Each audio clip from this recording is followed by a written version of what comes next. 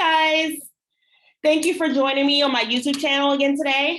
I am Cheriel Brown. I am the owner of Third Person Omniscient Productions, and I'm the author of The Secret of Life Through Screenwriting, How to Use the Law of Attraction to Structure Your Screenplay, Create Characters, and Find Meaning in Your Script. And today, the movie that I want to talk about is the movie called Uncle Frank. It's a movie from 2020. I was wanting to see this movie for a very long time, and I finally got to see it this week. And it is very apropos that I watched the movie this week because I discovered that it is also up for an Emmy Award for Best TV Movie. Now, a little background on the movie Uncle Frank. So Uncle Frank is written and directed by the screenwriter and director Alan Ball.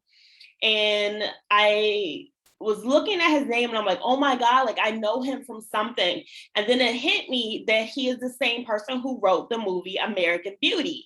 So right away, when you start watching the movie Uncle Frank, you know you are in the hands of a very skilled screenwriter. So just a little bit about the log line of Uncle Frank. So Uncle Frank is about a 46-year-old man named Frank, and he is semi out of the closet in New York City where he lives as a literature professor, but he's definitely in the closet when it comes to his family who live in Creekville, South Carolina. And so they don't know that he's, sorry guys, my cat is about to knock the ring light off of the table. So they don't know that Frank is gay. So when Frank's father dies unexpectedly, he takes a road trip with his niece and his partner down to Creekville, South Carolina, and to bury his father. But then he gets, he gets way more than he bargained for when he goes down to Creekville, because his partner Wally actually follows him in a rented car when he and his niece go on a road trip to go to the funeral. So the movie is written by Alan Ball, like I said, who also wrote the movie American Beauty, and a little bit of background on where he came up with the idea from the script. So Alan Ball is gay himself. And when he came out to his mother when he was 33 years old, his mother, he says, like, his mother grabbed the sides of her face, like Macaulay Culkin at Home Alone, and was like, oh, God has dealt me some blows in this life. And his reaction to that, even though his mother was like dead serious, his reaction to that was to laugh. Like, how else could he react to that?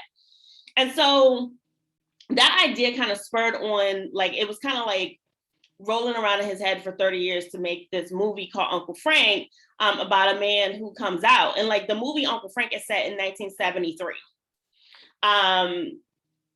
And like I said, you know right away that you're in the hands of a skilled screenwriter because, for example, so the movie is starring Paul Bettany, who plays Uncle Frank, Peter Macdissi, who plays his partner Wally.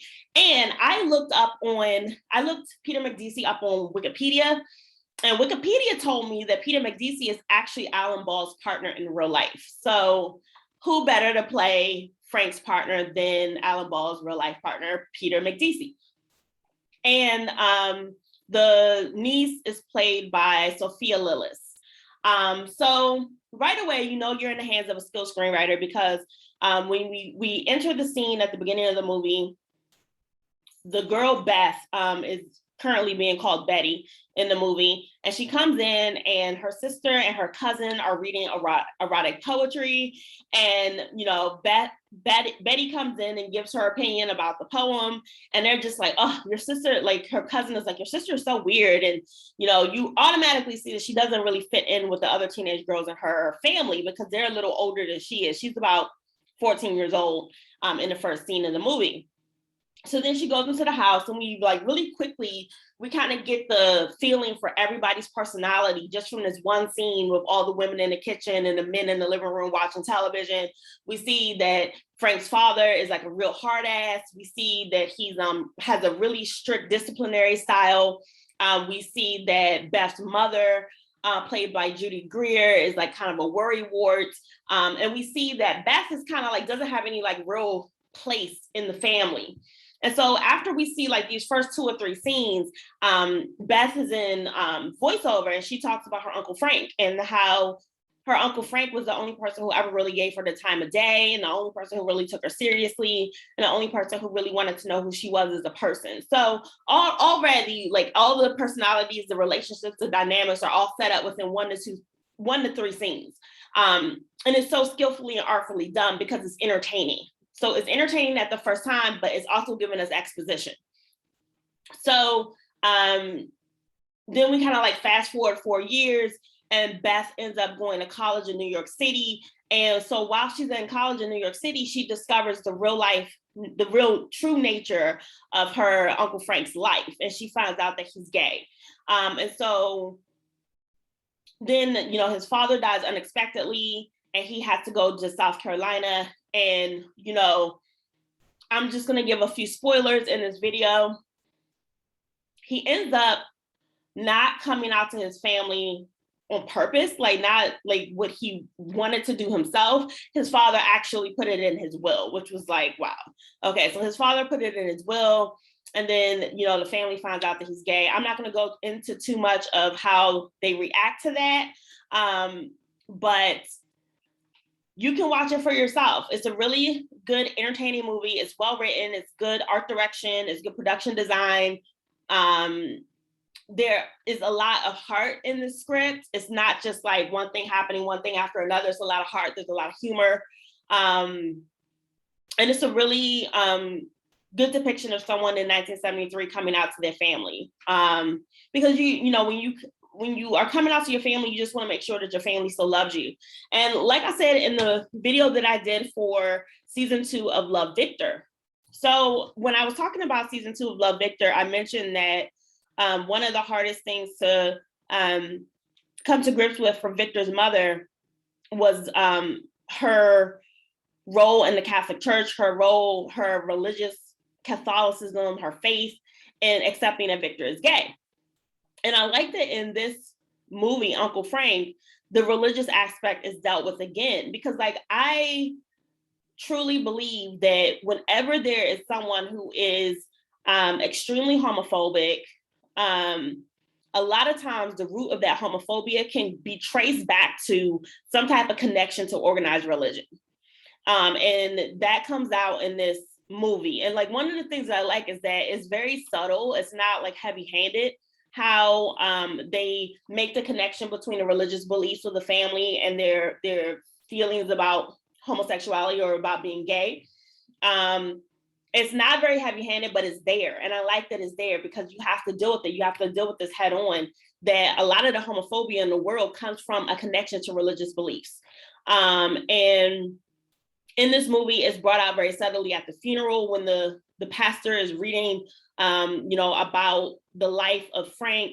And then it comes out again with Frank's sister's husband having it's a little side conversation. It's not even really like the focus of the scene. Like they're actually, the characters walking towards the door, but they're having this little conversation off to the side.